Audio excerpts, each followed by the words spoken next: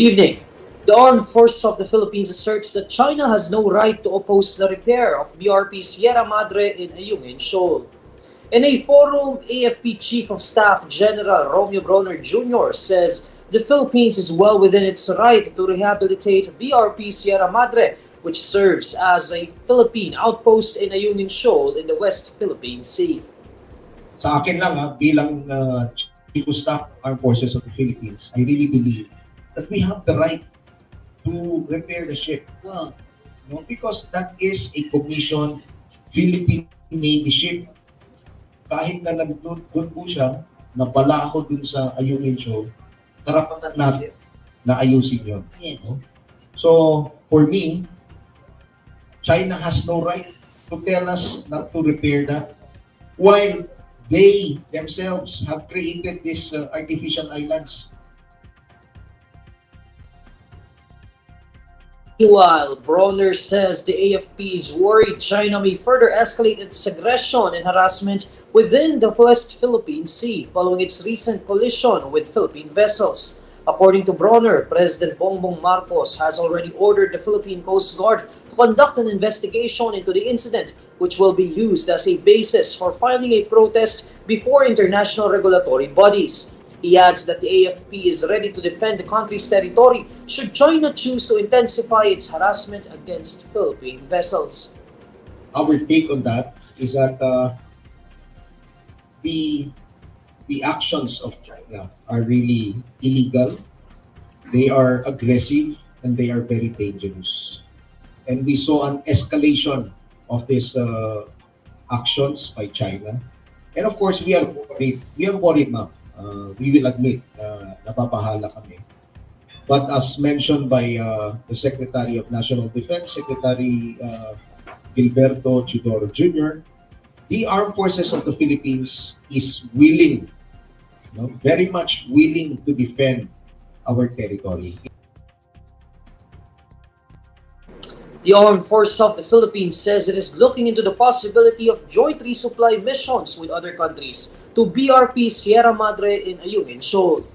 AFP Chief of Staff General Brawner Jr. says in a forum that joint resupply missions with allies could be an option, but they would have to study it first. Brawner says they are also exploring the possibility of using Philippine Navy ships for resupply missions. He further says that they will heed the order of President Bongbong Marcos to continue the resupply missions for the crew in the grounded ship. Meanwhile, Defense Secretary Gibo Teodoro says that more nations would probably participate in joint patrols in the West Philippine Sea following China's recent aggressions against Philippine vessels during a resupply run. Hindi po ito mag-i-hasten kasi matagal na pong plano ito. Ngunit magdadagdag po ito siguro ng mga willing nations na gustong makibaka po sa atin. Defense Secretary Gibo Teodoro says the Philippine government is making efforts to counter China's disinformation campaign on the West Philippine Sea.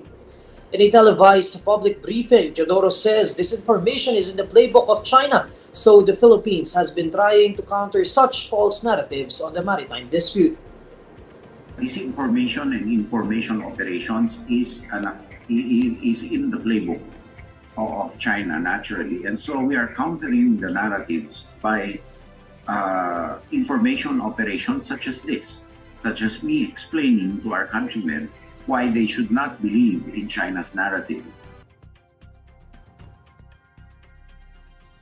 Teodoro says China's narrative that the Philippines is intruding on its territory is an affront to our country. According to Teodoro, China is spreading disinformation to weaken the Philippines' political will and unity. They're also planting disinformation within the country in order to weaken the political will and unity of this country. Kaya kailangan po nagkakaisa po tayo dito kung tayong maniniwala sa disinformation po ng China. The Defense Secretary also says China's illegal activities in the West Philippine Sea is part of its plan to claim the whole South China Sea. Teodoro adds that the Philippines is only defending its territorial rights amid China's aggressions. Itong lahat na ito, yung swarming, yung illegal activities nila doon, yung pagharang, ay plano ito ng China talaga na sakupin ang buong South China Sea na ating dapat tutulan. Maliwanag po, hindi tayo nakikipagdigmaan sa China. Pinoproteksyonan lang natin ang atin sa ilalim ng international law. The Department of Foreign Affairs says 3 Filipinos remain in war-torn Gaza despite making the evacuation of Filipinos in the area mandatory. In a television interview, DFA Undersecretary Eduardo de Vega clarifies that 3 out of 136 Filipinos are still in Gaza City. The agency earlier told reporters that northern Gaza or Gaza City is expected to be the main site for hostilities amid the Israel-Hamas war. De Vega says that while evacuation for Filipinos in the area is mandatory, it is difficult to have the remaining Filipinos moved as they are in the hospital. De Vega adds that there are efforts to have humanitarian aid reach them in Gaza as the Philippine government joins in the call to protect civilian lives. He hopes the 3 remaining Filipinos would be able to join the others waiting to cross the Rafah border into Egypt by the weekend. The Philippine government earlier raised its crisis warning in Gaza to alert level 4, making the evacuation of Filipinos in the area mandatory. ACT Teachers Party List Representative Franz Castro hits back at those who criticized her move to sue former President Rodrigo Duterte. In a statement on Wednesday, Castro asks why it seems that it is her fault that she felt threatened by the former leader's words. Castro explains that she only filed the grave threat complaint against Duterte because she is protecting herself and those around her from harm. Her statement comes after Duterte's son, Davao City 1st District Representative Paulo Duterte, urged public officials not to be onion-skinned and not to file charges just to silence critics. However, Castro defends her move to file a case against Duterte since what the former president did was not criticism, but a death threat. On Tuesday, Castro filed complaints against ex-President Duterte over his remarks in a television program. Duterte had relayed that he advised his daughter, Vice President Sara Duterte, to be frank about using her office's proposed confidential funds, supposedly to, quote, kill communists like Castro. Phivolcs says it has raised the alert status of Bulusan volcano in Sorsogon province to alert level 1 after the series of volcanic earthquakes recorded during the past few days. In a bulletin issued at 3 p.m. on Wednesday, Phivolcs says it raised the alert status of Bulusan volcano from alert level 0 to alert level 1, which means that the volcano is currently in a state of low-level unrest. According to Phivolcs, 121 volcanic earthquakes have been recorded by the Bulusan volcano network since October 14.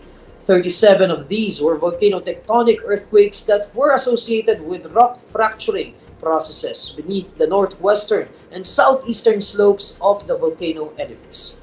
Based on the ground deformation data, Phivolcs says it noted a swelling of the southern flank since February and a swelling of the northeastern flank since September. Meanwhile, volcanic carbon dioxide concentrations from June to August were also detected. Phivolcs reminds local government units and the public to avoid entry into the 4-kilometer radius permanent danger zone. State volcanologists also remind the public to be vigilant in the 2-kilometer extended danger zone in the southeast sector due to increased possibilities of sudden and hazardous phreatic eruptions.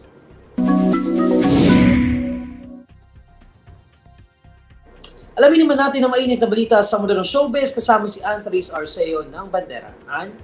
Hello Neil! At hello sa lahat ng kabandera natin all over the universe. Narito ang latest chika for today. Labis na nagpapasalamat ang award-winning actor na si John Lloyd Cruz sa kanyang dating karelasyon na si Elena Darna at sa asawa nitong si Derek Ramsey dahil palagi nilang iniisip ang kapakanan ng kanilang anak na si Elias. Kitang-kita sa itsura at aura ng award-winning actor ang kaligayahan ng mag-guest siya kahapon sa Fast Talk with Boy Abunda ng GMA7. Mas lalo pa ngang na-excite si Lloydie nang mapadakong usapan tungkol sa anak nila ni Ellen na si Elias. Aniya, sobrang panalo at napakaswerte niya sa pagiging tatay ng super cute na bagets. Dagdag pa niya, si Elias ang nagligtas sa kanyang buhay. Hindi rin daw niya ma-imagine kung paano niya itutuloy ang kanyang buhay kung hindi dumating ang kanyang anak. Si Elias rin daw ang nagbigay ng bagong kahulugan sa kanyang buhay, kaya nagbago ang paningin niya sa lahat ng bagay. Nang matanong naman siya ukol sa parenting setup nila ni Ellen, inamin niyang nagiging challenge ito para sa kanya kung paano niya pinapalaki si Elias, ngunit sa kabila nito ay napakaswerte raw niya sa dating karelasyon, maging sa asawa nitong si Derek dahil iniisip ng dalawa ang kapakanan ng kanilang anak. Sa tanong naman kung dumating na ang panahon na magkaroon din ng interes si Elias sa showbiz, sinabi niyang ayaw niyang mag-impose sa anak at naniniwala siya sa timing. At yan nga ang latest showbiz chika for today. Tutok lang sa bandera para sa mas maiinit pang pasabog sa mundo ng showbiz. Maraming salamat, Neil. Maraming salamat sa Anne. Here's the latest roundup of today's top stories. Armed Forces of the Philippines asserts that China has no right to oppose the repair of BRP Sierra Madre in Ayungin, Seoul. Department of Foreign Affairs says 3 Filipinos remain in war-torn Gaza. And ACT Teachers Party List Representative Castro hits back at those who criticize their move to sue former President Rodrigo Duterte. And these are the stories you need to know today. I'm Neil Mercado. Follow INQUIRER.net on Facebook, X, YouTube, TikTok, Instagram, and Reddit. For more stories, visit INQUIRER.net. Good evening.